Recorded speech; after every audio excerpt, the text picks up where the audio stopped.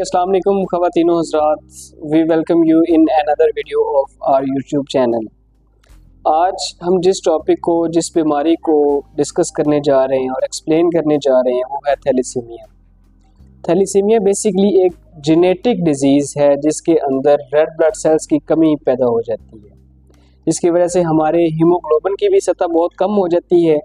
Haemoglobin एक ऐसी protein है जो ऑक्सीजन को रेड ब्लड सेल्स के अंदर बाउंड करके जिस्म के मुख्तलिफ हिस्सों तक पहुंचाती है। पाकिस्तान में सालाना 10 से 12,000 बच्चे इस मौजी मर्ज का शिकार हो जाते हैं। जी, ये हो गया थैलेसीमिया के एक सिंपल सा इंट्रोडक्शन। आगे हम इसकी टाइप्स को डिस्कस करते हैं कि ये किन किन टाइप्स की होती हैं, इसकी इकसाम कौन सी है, इनको किन चीज़ों के अंदर फर्दर कैटेगराइज किया गया है। इसकी बेसिकली 3 इकसाम है: थैलेसीमिया माइनर, थैलेसीमिया मेजर और थैलेसीमिया इंटरमीडिएट। हम डिस्कस करते हैं थैलेसीमिया माइनर को। ये इस बीमारी की एक हल्की सी नोयत है जिसमें मुतासरा शख्स को संगीन नताइज का सामना नहीं करना पड़ता, बल्कि उसको हल्की सी खून की कमी, हीमोग्लोबिन की कमी का शिकार होता है, जिसको हम एनीमिया कहते हैं। दूसरी इसकी टाइप आ गई थैलेसीमिया मेजर। ये बीमारी की शिद्दत की नोयत है।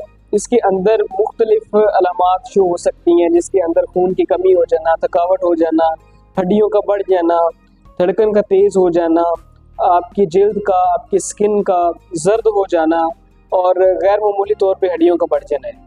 अब तीसरी इसकी इकसाम है इंटरमीडिएट। इंटरमीडिएट एक थैलेसीमिया की वो टाइप है जो ना माइनर है ना मेजर है। इसमें दोनों तरह की, दोनों इकसाम की अलामात शो हो सकती हैं, थैलेसीमिया माइनर वाली भी और थैलेसीमिया मेजर वाली भी। इसमें आप एक चीज़ का ख्याल रखें कि एक चीज़ कॉमन है, वो है खून की कमी, जिसको एनीमिया कहते हैं। एनीमिया भी एक तरह की एक डिजीज़ है जिसको हम फर्दर अपनी वीडियो के अंदर आपके लिए लेके आएंगे, डिस्कस करेंगे, उसकी अलामात भी, उसकी वजूहात भी और उसके क्योर को भी आपके सामने शेयर करेंगे। हम डिस्कस करेंगे कि इसकी वजूहात, इसके कॉजेज़ क्या हो सकते हैं, थैलेसीमिया आमतौर पर बच्चों के अंदर क्यों मुंतकिल हो सकती है। सबसे पहले थैलेसीमिया तब मुंतकिल होती है, जैसे कि हमने डिस्कस किया कि ये एक जेनेटिक डिजीज़ है, मतलब कि जीन्स के थ्रू आपके अंदर या पेशेंट के अंदर मुंतकिल होती है। फॉर एग्जांपल, अगर एक पेशेंट, डॉक्टर्स के मुताबिक पाकिस्तान में थैलेसीमिया के फैलाव की बड़ी वजह कजन्स मैरिजेस हैं। शादी से पहले इसकी तशखीस जरूरी है। ये जाने बगैर कि इस ख़ानदान में थैलेसीमिया वाले बच्चे मौजूद हैं तो और आपस की शादियाँ फिर भी हो रही हैं, तो उन ख़ानदानों में थैलेसीमिया का मर्ज बहुत ज़्यादा पेशेंट है, उसके वालिदा और वालिद दोनों के अंदर क्रोमोसोम्स की म्यूटेशन हुई और वो म्यूटेड क्रोमोसोम्स बच्चे के अंदर जब जाएंगे तो उससे थैलेसीमिया का शिकार होगा। उससे जो थैलेसीमिया की जो टाइप हमारे सामने आएगी वो होगी थैलेसीमिया मेजर। अगर वालिदैन में से वालिदा या वालिद किसी एक के क्रोमोसोम्स, डिफेक्टेड क्रोमोसोम्स जिनकी म्यूटेशन हो चुकी होती है, वो बच्चे के अंदर आएंगे तो उससे हमें जो अलामात शो होंगी वो थैलेसीमिया माइनर की हो। थैलेसीमिया की अलामात की हम बात करें तो इसमें सबसे मेजर जो चीज़ है वो है खून की कमी हो जाना, यानी कि एनीमिया हो जाना। उसकी वजह से आपको शदीद किस्म की थकावट, कमज़ोरी या सांस फूलने जैसी बीमारियों से भी आप गुजर सकते हैं।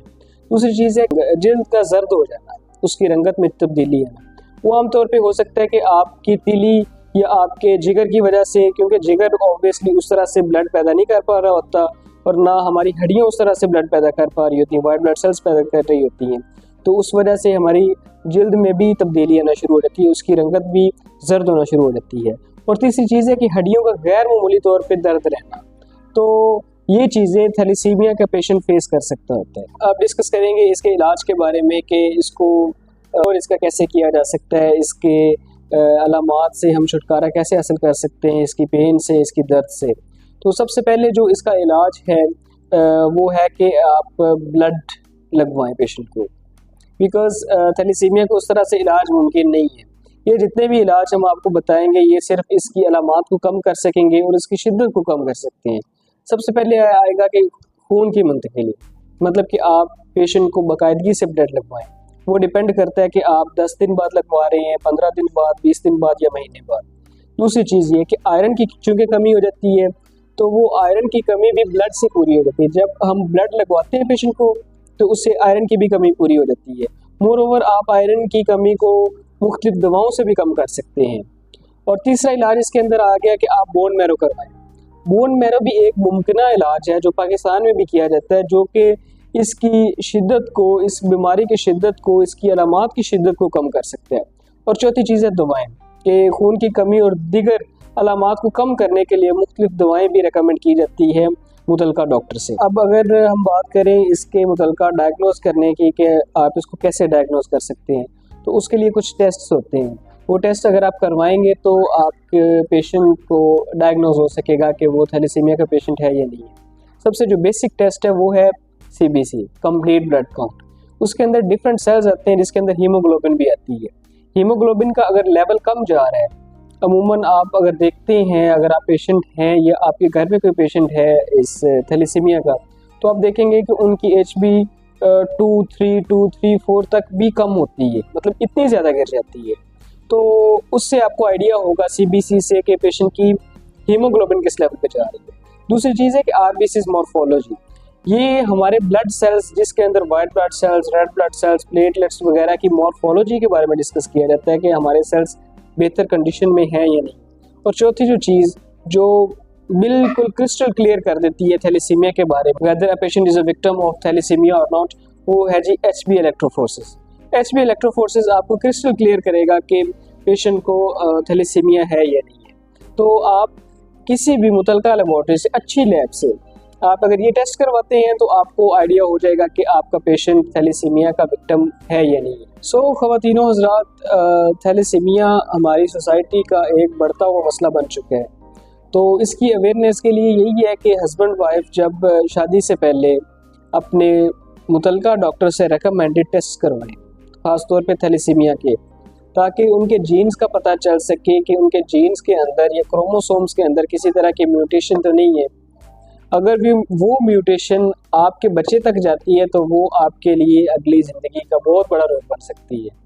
सो ऐसी चीज़ें शादी से पहले करवाना, मुख्तलिफ टेस्ट करवाना, आप अपने हेपेटाइटिस के टेस्ट करवाएं, थैलेसीमिया के टेस्ट करवाएं और पूरी बॉडी की स्क्रीनिंग करवाएं, इसमें कोई कबाहत नहीं है। इससे ये है कि आप फर्दर बहुत सी चीज़ों से बच सकते हैं। सो आज के लिए ये एक वीडियो थी आपकी खिदमत में। इंशाल्लाह हम आपके लिए और भी बहुत सारी वीडियोस लाएंगे। हमारे व्यूअर्स से रिक्वेस्ट है कि अगर आप कोई और बीमारी के मुतालिक वीडियो चाहते हैं तो वो कमेंट में उसका नाम लिखें। इंशाल्लाह हम ट्राई करेंगे कि एज सुन एज पॉसिबल उसको आपके लिए लाया जाए। आज के लिए इजाज़त दें, मिलते हैं आपसे अगली वीडियो में। अल्लाह हाफिज़।